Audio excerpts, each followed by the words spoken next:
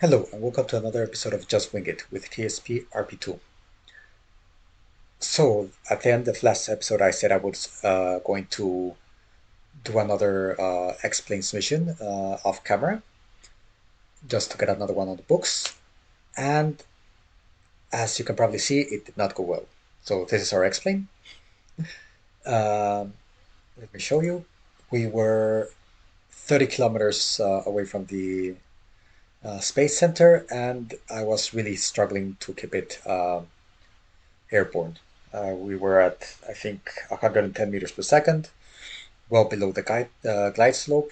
I wasn't going to make it, and I wasn't going to risk it after previous experiences.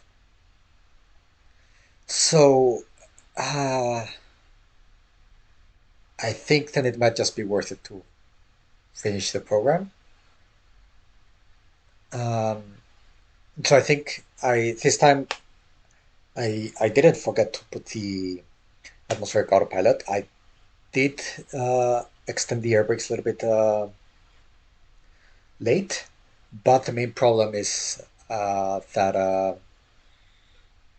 when the engines cut out, I was kind of like something introduced some kind of yaw.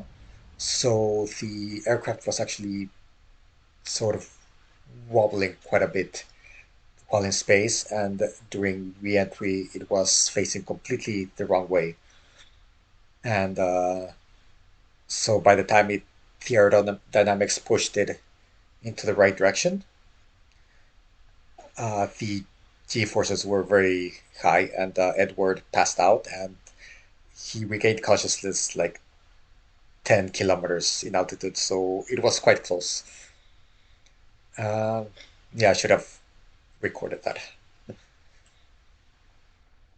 And I did use all of the helium trying to correct the attitude, but it wasn't enough. So I think, yeah, this airplane is no longer cutting it. I mean, I don't know why you say like no longer cutting it since it had a lot of successful missions with similar profile. This time I did get past 140 kilometers, barely. Maybe that was it. Uh, but now we would have to build another one, and I honestly don't think it's worth the money.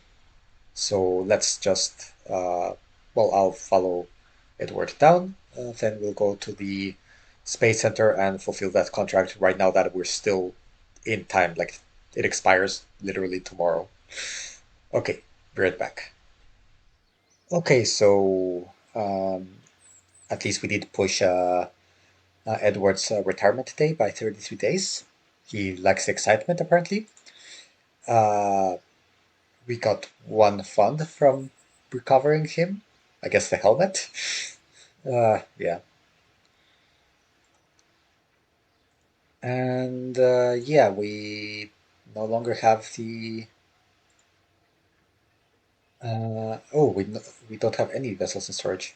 Ah, that's right. I scrapped the Dragonfly Mark II. I yeah, didn't like it. I didn't want to do another issue with it, and it was just costing us money. So now we have no planes. Interesting. Yeah, so we're missing out at 310 funds. Not really something to complain about. Now we're going to be down in funding. Is this stupid? Like the problem is I don't know exactly how much I will be getting once the plum program passes.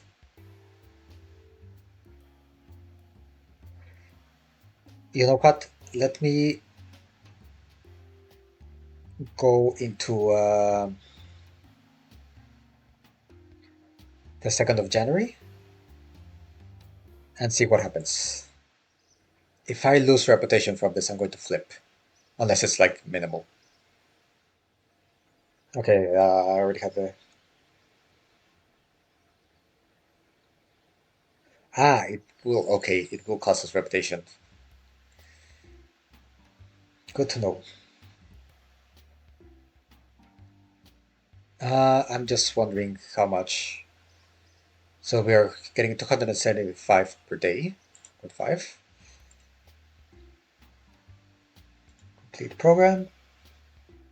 Yes.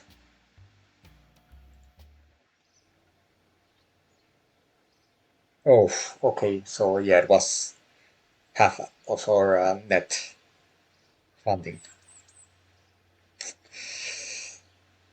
Ah, I wish I would have known how much reputation I was going to lose because of it. And yeah, I lost repetition of the failure, but that's okay. Wow, that was an exercise in frustration. But here we are. Uh, so I accepted the first satellite and first science satellite contracts, and that also unlocked the first solar powered satellite, which I also took because I already have solar panels. It also unlocked the first polar satellite, but even if I flip this to face south, it wobbles too much and it doesn't really. It's not that precise on the final orbit that it will achieve. So, uh, well, it's also moot because I haven't upgraded the mission control, so I can only have 3 contracts active at a time. So I wouldn't have been able to get it anyways. But we have 3 contracts for 1 launch, so that's actually very good. This could really help us with our reputation. Um, okay, let's get away because this is really loud, and I'll go into why it was so frustrating.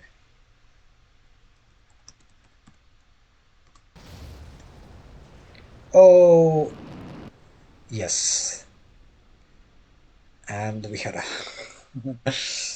fine. Okay. Looks like we're rolling this back. At least it was on the launch pad, so we didn't lose the rocket. Okay. I don't know who was in charge of rolling this back in, but somebody needs to be fired over this. How did they roll it back in into the ground? And now it's pointing straight up and facing the wrong direction. Useless people.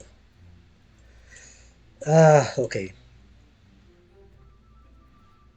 So now we have to be at 270 here. No, yes, 270. And then at 352.2.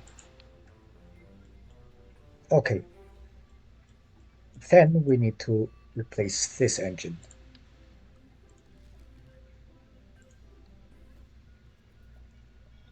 RD108.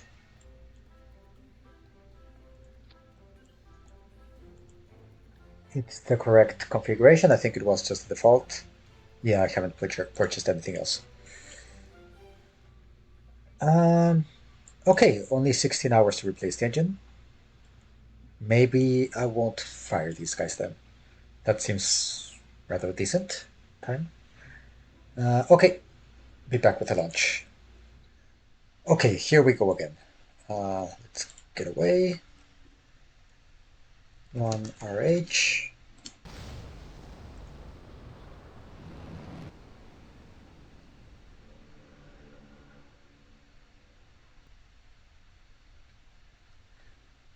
I'm an idiot. I changed the engine and it ended up here. I did not activate this engine. This has been a very frustrating mission. Be right back once again.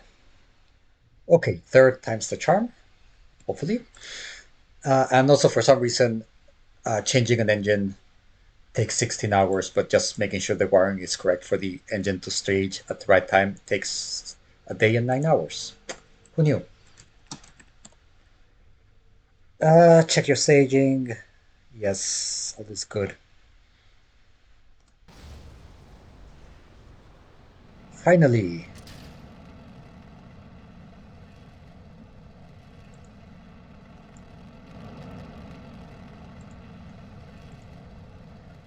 Okay, so why was this so frustrating? Uh, because this is very inconsistent. At least I've figured out why. I believe I mentioned one or two episodes ago that this rocket would start spinning in the opposite direction, then the fins would stop that spin and then start spinning in this direction. Uh, and yeah, it was down to the launch clamp placement. I still don't know why that introduced a spin, but they have to be, let's say, the launch clamps at the bottom have to be perpendicular to the umbilical tower for some strange reason. So yeah, that was introducing unknown variables. Then invariably, I have no idea how to stop this. Around 20 seconds after booster separation, this rocket will start deviating from prograde. Even though I have fins, and I'm going fast enough for those spins to provide control, and I'm spin stabilized, so not sure what's going on there. And depending on which way it starts deviating, it can have a massive impact on our final apogee, obviously. Especially because the core stage burns for such a long time. It will. Oh, no! And then that can also happen. Why this hadn't happened?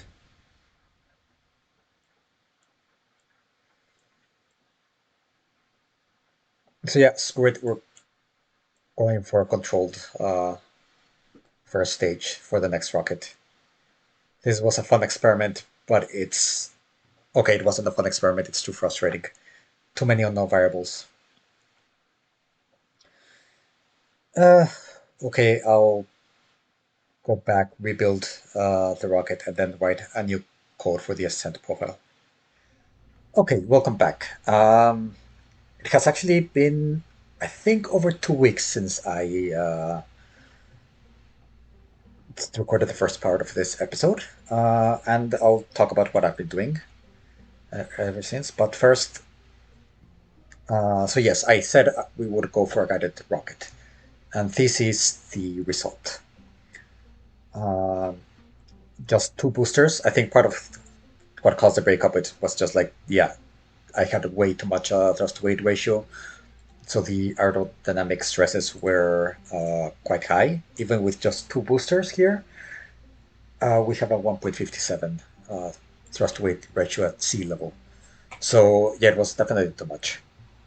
Um, Unfortunately, reducing the boosters meant that, if you notice here, uh, our mass is at 98.7 tons, and the minimum for this launch complex is 97.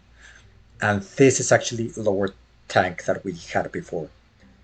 So just removing the boosters meant that the uh, rocket was actually too underweight for the launch complex. And so I ended up increasing the length of the core booster, which of course meant that I had to retool it again, and that cost money. And also because now it's a controllable rocket, I had to uh, get some avionics for the whole thing. And I haven't tooled this one yet, and unfortunately, it's most of our money. Now, it when I first designed this, it wasn't. It was more expensive than the funds we had left, but I had to refurbish the launch complex to include enough fuel for this stage.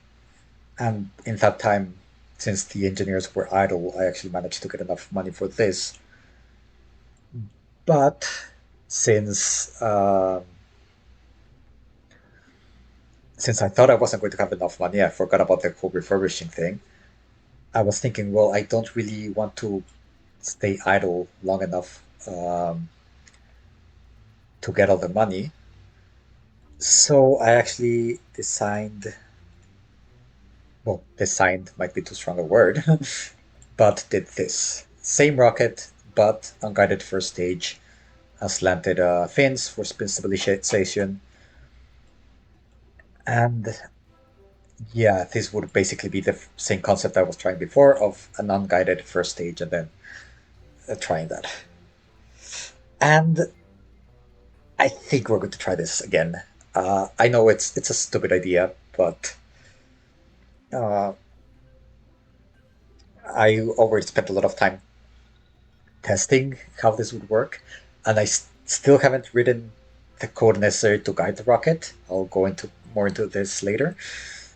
And I kind of want to, yeah, I'm missing actually flying missions. So um, it's a bit finicky. Uh, it may well break up on us again. I'll go more into how testing went a little bit. But you know what? Let's just launch this. And then in the meantime, while it's going to build, hopefully we'll be making more money. And if not, then it means that I can't afford the other rocket anyways. So I'm not building it yet, right? No, this is just a reconditioning. Okay. Um, yeah, so that's this is a mistake. Let's build this, and it's going to take how long? 80 days. Yeah. The other main concern is I really don't want to take a long time to launch the next mission because we're running out of things to research. So we need a. I wanted to show one. Like, oh, 85. Yeah, we're going to have an idle R&D complex, apparently. So, okay, I'll build this and come back for the launch. Okay, so here we are. We're actually still researching, so uh, if the node finishes in 2 days, which means hopefully those 2 days will get more than enough science to start something else. Um, actually, need to remind ourselves of which are our wishes. First, artificial satellite. Honestly, if we get one contract, I will be happy because it also means that for the next launch we can get the polar orbit contract and still finish the program in 2 launches. Okay, so this we just need a minimum perigee of 150 kilometers. No other requirements. Scientific satellite, minimum apogee of 1500 kilometers, okay. And perigee between 200 and 900, quite a wide margin. Must have electric charge and transmit cosmic ray science, which we have, I think. Hope. No, yeah, I did check that. First, about power satellite, minimum perigee of 300, and that word generates electricity, which is I time warped to have the sun in the right position for this. And that's it. So we want a minimum perigee of 300, but with a maximum of 900, and a minimum apogee of 1500. Good. Let's.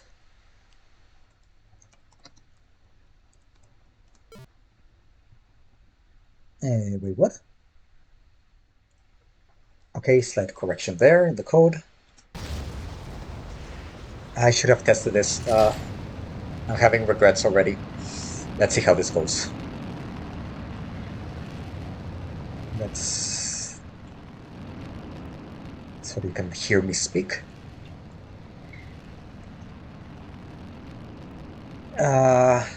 Hopefully we still get close to 90 degrees in heading. Otherwise, yeah, it might be rough. So yeah, what have I been doing with regards to the coding for the guided rocket? Well, first I figured out a way to get data from KOS and write it into a file that I can access outside the game. So I did that and basically have a script where as the rocket goes up, I just have one engine on that rocket, and every 1,000 meters in altitude, it takes the thrust uh, that is being given by the engine, so then I can make a thrust curve for each engine based on altitude.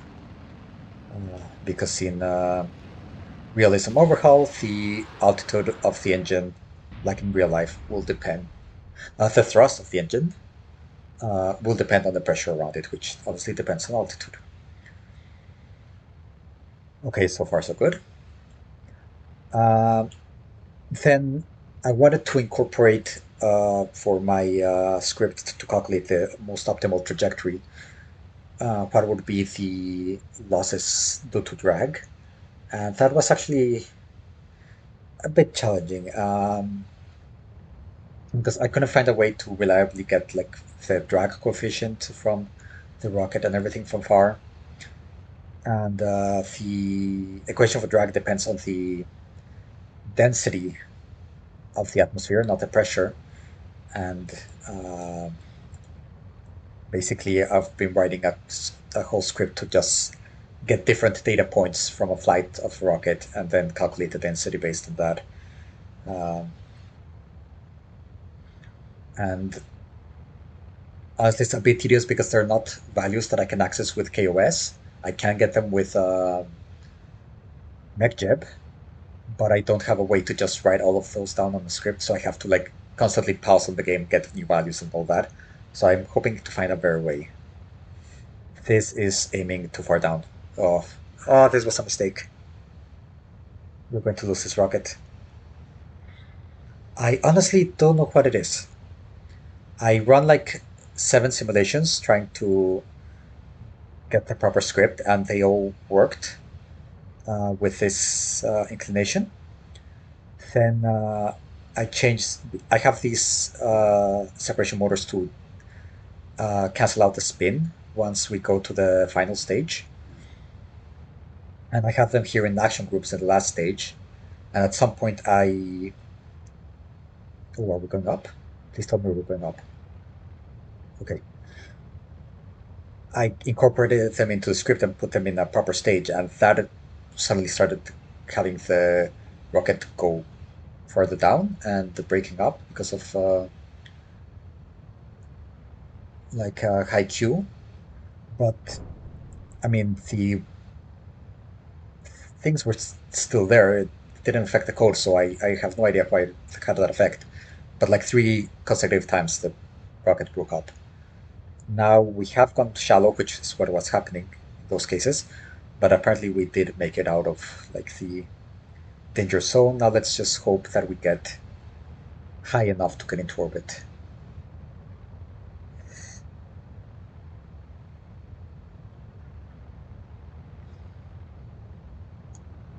We might have, oh no, we're getting overheating. Okay, we have apogee above. Okay, we might still make it. We might still make it. Uh,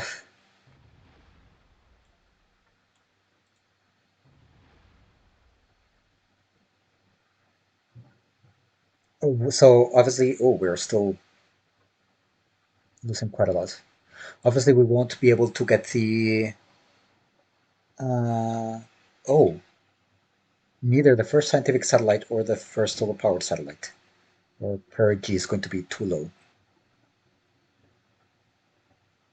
But maybe if we get lucky, we get above 200. But if we get this one, honestly, I'm happy because, as I said, it means we can do all of the three in one go for the next launch. The third one being the polar orbit satellite. And as long as we get it into orbit, we'll be getting science and we'll be able to get another node soon, hopefully. Uh, yes, we have cosmic ray science, still running acceleration, but we're running mass spectrometry. Okay.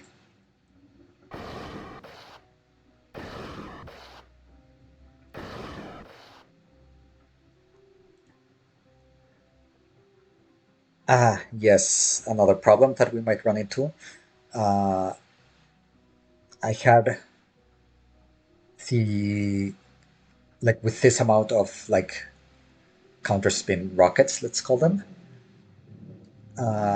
they were enough to get the spin down to manageable levels with the trajectory that was like, let's say, optimal, that was working for me before. I think we're spinning faster. Hopefully the program can still control the rocket and point it in the right direction, roughly.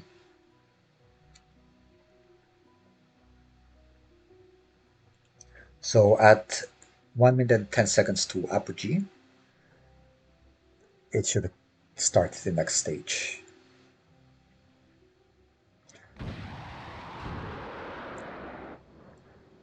Okay, here we go. And now the question is if in this time that we get to apogee, we'll be able to push it above 200 kilometers and then have enough delta V to make that be the perigee of the final orbit.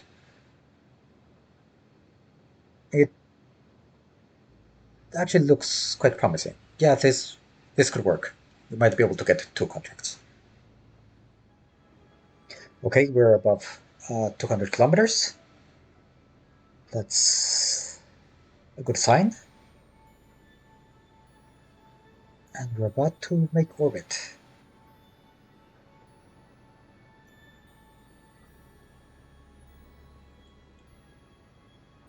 Yes, okay. 1 contract complete. 96, 97, 99. Excellent. That's 2 contracts complete. Where's the other one? 200 and 500? 900, yes. Um,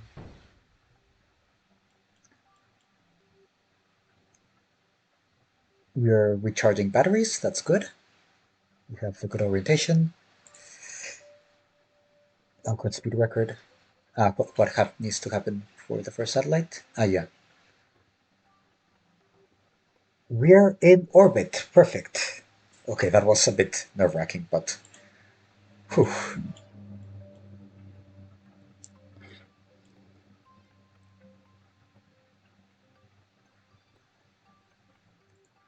And here we have it. First artificial satellite complete. 66 reputation, which means we're still in the gutter. But okay, it's progress. It's progress. And finally, we have satellites in the series. Um, yeah, it's taken a long time. I actually also realized because this was already like 2 weeks ago.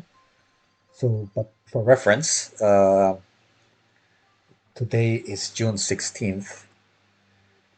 And yeah, 2 weeks ago, I was editing the episode where we had the April Fool's plumes. So that's when I realized, okay, I'm 2 months behind between when I'm recording an episode and when I'm posting it on YouTube. So I think it's good that I had to take a long time to program a few of these scripts because it will allow the uh, like episode being published to catch up with the episode being recorded. I would ideally like to not have more than three um, like episodes in between each thing. So yeah, hopefully this will help. I'm sure it will also happen when we are trying to hit the moon, as that will also require a lot of coding and a lot of manipulating reference frames from between KOS and all of that. Okay, I'm going to talk more until we get this one. I have to do a day, and hopefully by that point we will have cosmic ray science. Okay, a quick update. It hasn't, but I started time warping and I noticed something. Um, because since I have the Principia mod, uh, orbits are not entirely stable. They fluctuate a little bit because of the effect of the moon and such. And yeah, we need to have an orbit with a perigee of 200 kilometers at least for the entire duration. So it's getting a bit dicey, but so far it hasn't gone down. So hopefully it stays like that. But yeah, if I start time warping, you can see this changing. Oof.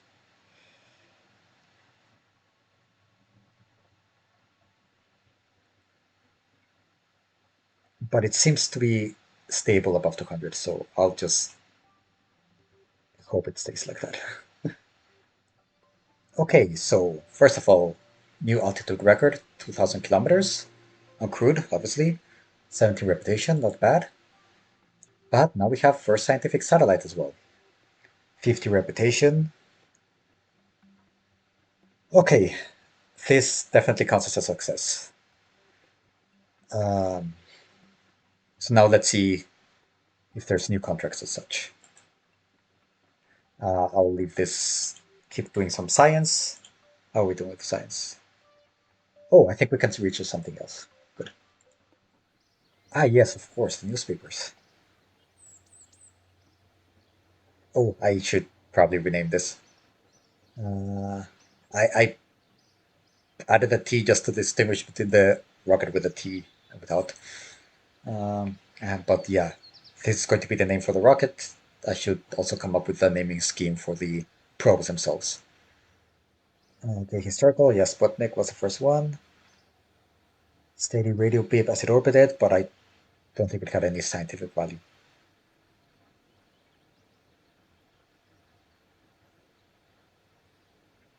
Okay, cool. Oh, okay.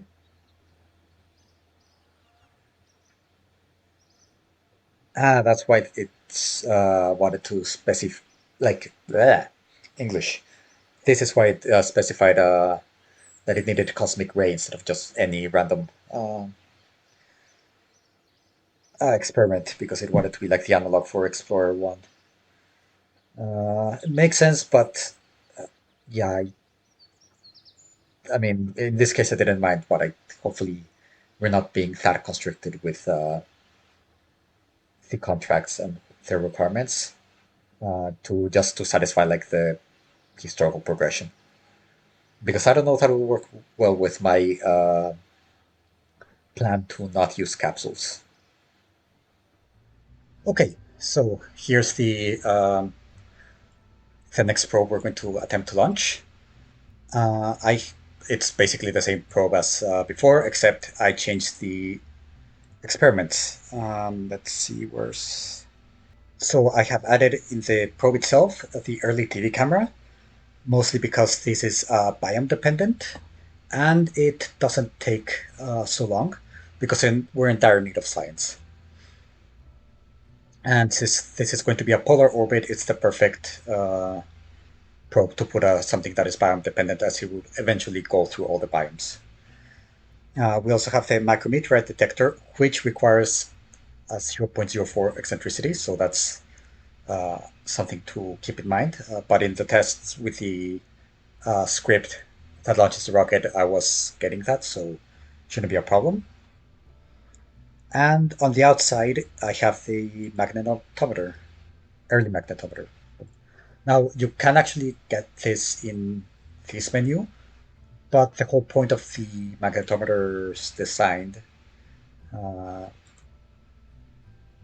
that it extends like this is that it's trying to get away from all the uh, magnetic fields generated by the probe itself because of the electricity going around. So it seems a bit cheaty to just have it inside the probe, as it becomes a bit of a like this is small enough that it still fits in the normal fairing, but it might have not been. So I'll try to use this one instead of the in probe ones, let's say. So yeah, this rocket is already building. I've already tested the script. Uh, I'm not convinced with it, but it's doing the job right now, and yeah, there's room for improvement. So I'll talk more about it during launch. But before we go into the launch, there are decisions that need to be made. So right now we only have one program active, which means we're not getting as much funding as we could. Uh, And the only option we have right now, and it will be the case until we finish the current program, is the early lunar exploration program, which we need to do the lunar flyby, lunar impactor, and lunar orbit. Now, lunar orbit, it's we're still not ready for that, but with the years that it gives us, we might get to that. But for lunar impactor and flyby, so we need these lunar range communications, and ideally for this we just need to do a maneuver in low Earth orbit. But we do still need the communications for transmitting science. Science. What was that? We already have deep space avionics, although we haven't actually bought it, and it's pricey. But that will it would make our life easier because it means we can do corrections en route. But in theory, we do not need it if I calculate the trajectory properly from low Earth orbit. Um, but we already have this, so as far as the science or the research that we need, it's not an issue. So we're already researching this, and it will be done soon. And I feel the only other thing we really need is early flight control to be able to make more. So these are all the uh, low thrust engines that are great for making small corrections. You can use RCS as well, but this would also upgrade our RCS because right now the delta V we get from RCS is very laughable. Um, so this would allow us for more precise control once in orbit. I don't think we need this. I think we can make a rocket that is good enough to chuck something into translunar injection with our current technology. So yeah, our target right now is to get enough science for this, which is why I went for a bunch of different science experiments.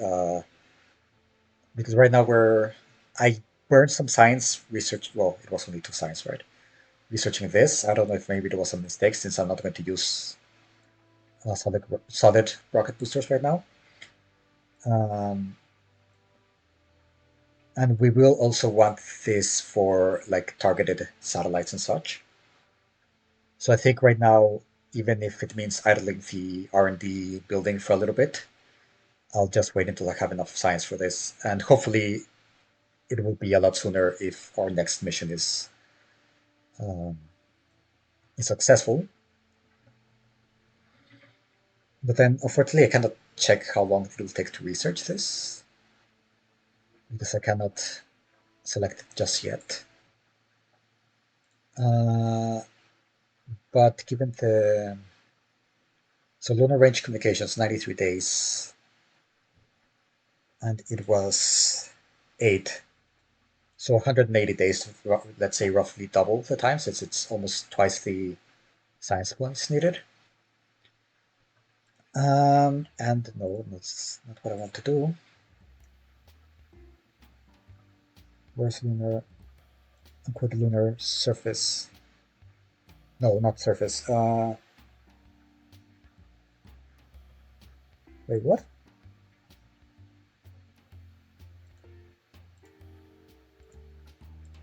Ah, yeah.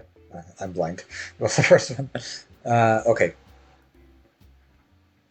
Complete lunar flyby, and we have 4 years. So you know what? Yeah, we're going for this. The other reason why I'm not so confident about this one is because it will also depend on my ability to deal with the coordinate system of KOS. Sorry, there's a loud engine outside. Hopefully, it's not coming through. I have my window open because it's very warm.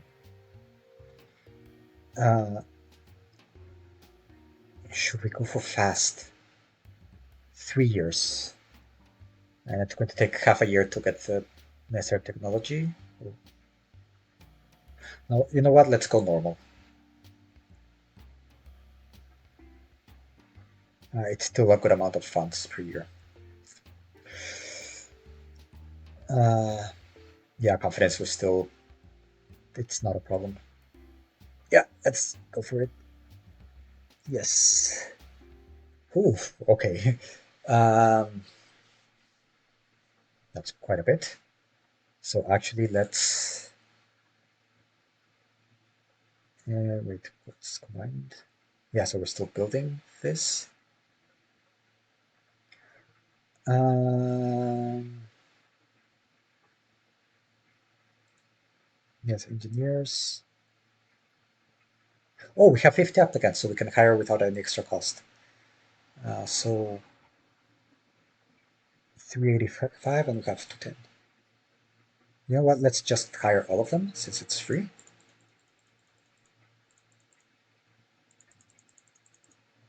Okay, let's first make sure we don't go overboard with this. So, oh wow, okay. So yeah, no problem here. Uh,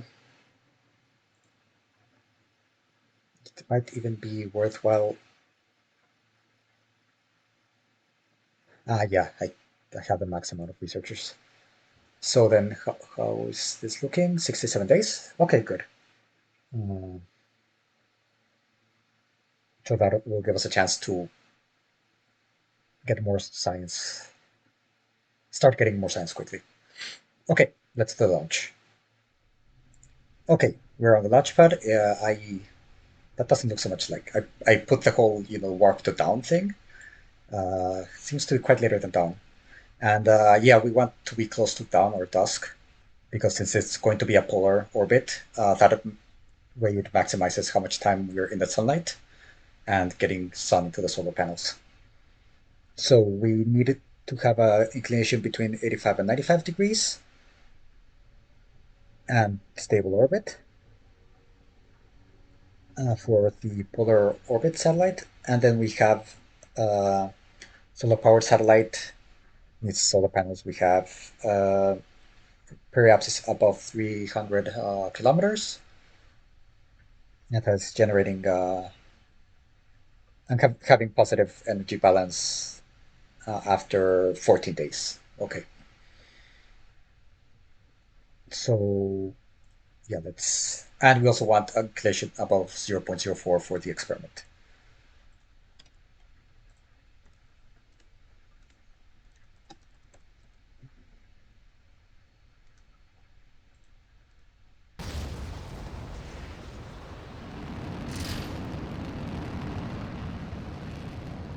Let's get a better way so that I can talk over the engine. So what is this script doing? So during the booster stage, it's just going to start a normal gravity turn. I just found the optimal angle to start with through experimentation. But yeah, it starts after it reaches 50 meters per second, it points at 81 degrees. Then after 120 meters per second, it just points at the prograde vector, or at least prograde vector based on the horizontal and vertical speeds. It still keeps the 182-degree heading, regardless of what happens. Then once we separate the boosters, it's basically calculating the what is the vertical speed it needs to achieve to get the set apogee, which is 350 kilometers. I set it to. Now this is the apogee that will at which the core stage will leave us, not the final orbit apogee, because I want that to be the final orbit perigee. Let's say, and then based on the delta V it has, it will calculate the angle at which it will need to point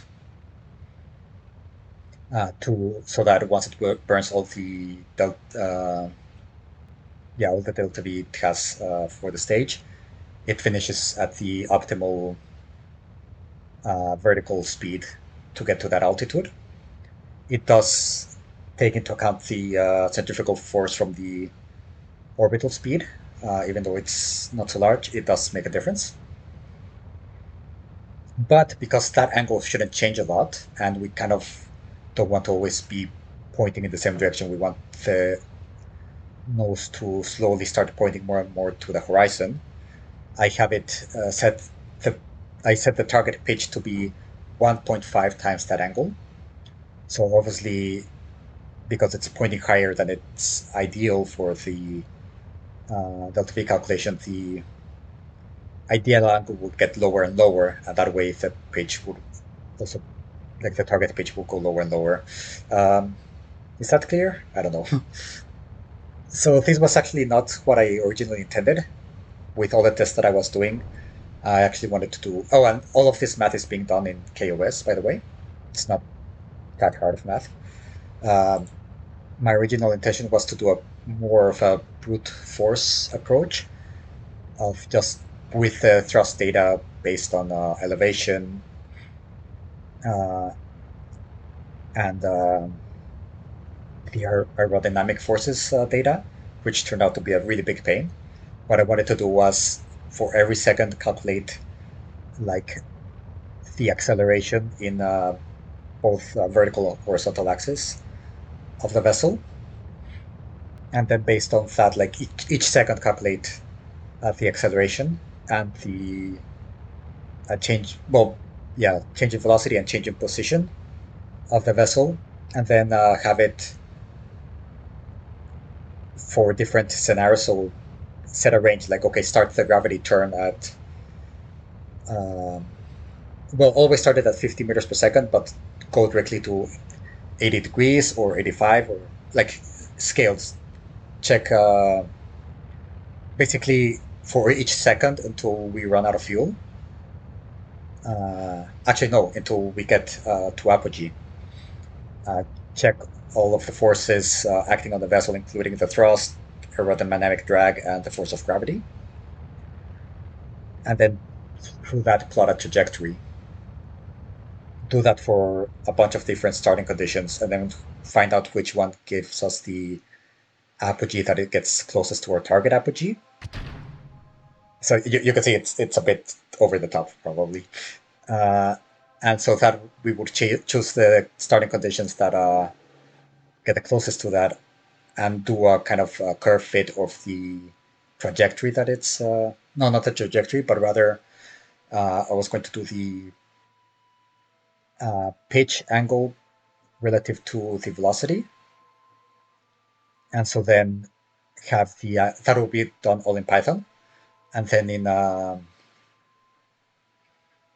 KOS just basically tell it like, okay, start the gravity turn with these conditions, and then try to follow this equation that will be derived from the curve fit of the trajectory as closely as possible, and hopefully that will leave us close to the target apogee. Don't know if that made sense, but yeah, that's actually what I did in my previous playlist when I was controlling it with Python, and it worked decently. Let's say, not perfect, but it worked. Um, so yeah, that was what was going on in this stage, and yeah, target was 350 kilometers, so it definitely went above. But as expected, if we're always at an angle higher than it should be, so I took that into account. And now it's just going to wait until it's 70 seconds to apogee, fire the engines, and point at the horizon. And that's it. So let's actually, oh, and let's first check that we're running. Yes. Um, time warp.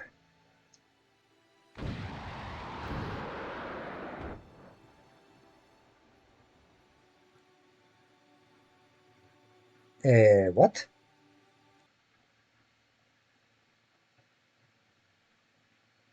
Ah, damn it. Engine failure. Okay. This was going to be the last mission for today, but given that I already gave the explanation for this and everything, let's just try this again. Well, I'll see depending on what happens while we're building the rocket. Mm, well, yeah, I'll just let this run science until it burns up, so but I can do that from the Space Center. Actually, I still want the orbit. Okay, be right back. Okay, here we go again.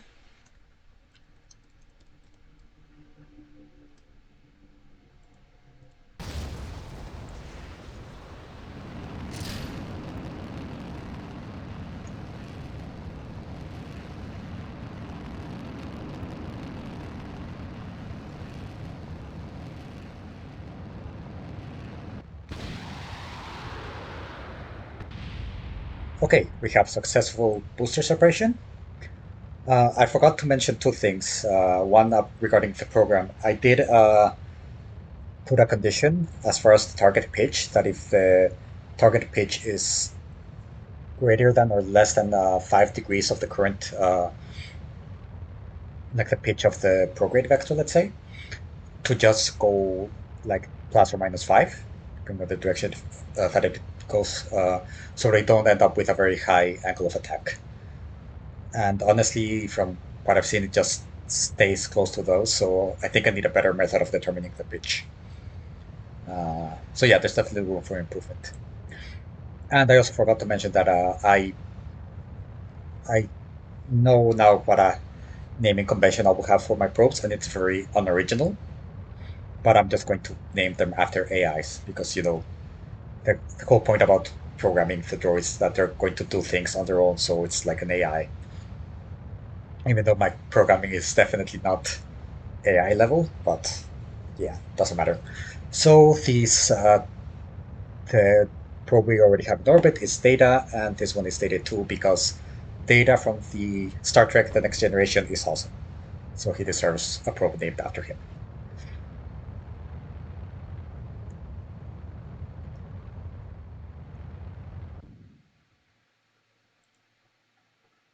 Okay, we have Miko. So far, so good. Experiments are running.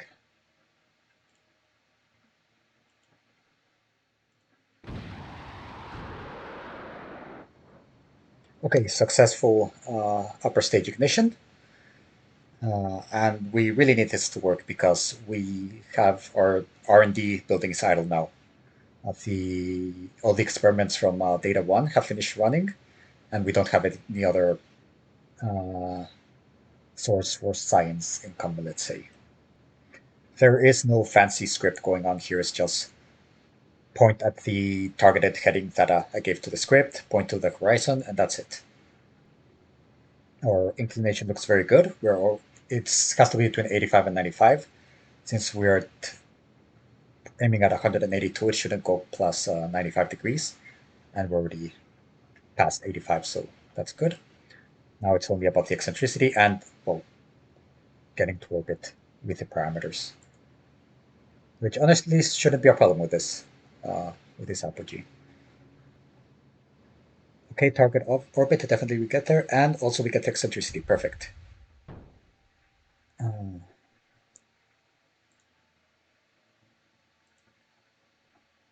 and we don't seem to be losing electric charge. So yes, this should be a successful contract for both of them. I'll just time warp for the 14 days until it's achieved. So here we have first polar orbit satellite, 42 reputation, not too bad. And there we have it, another complete contract. Unfortunately, our angle with the sun has changed a little bit, and now if I run all of the experiments, I start losing electricity. So I'll just keep running them. I think visible imaging should be done for all biomes. So stop it for now. And yeah, hope the batteries last until they're all done. This is 16 days. This one is still quite a while, so let's see how it goes. Um, yeah, we have 18 science, and that's. I already started researching the. What was it? Improved maneuverability. That note that I said we needed for lunar exploration. which was 15 points. So we've gained um, 22 points in these 14 days. So that's good. That's good. Okay, so that I think that's more than enough for today. Thank you very much for watching, and I'll see you next time.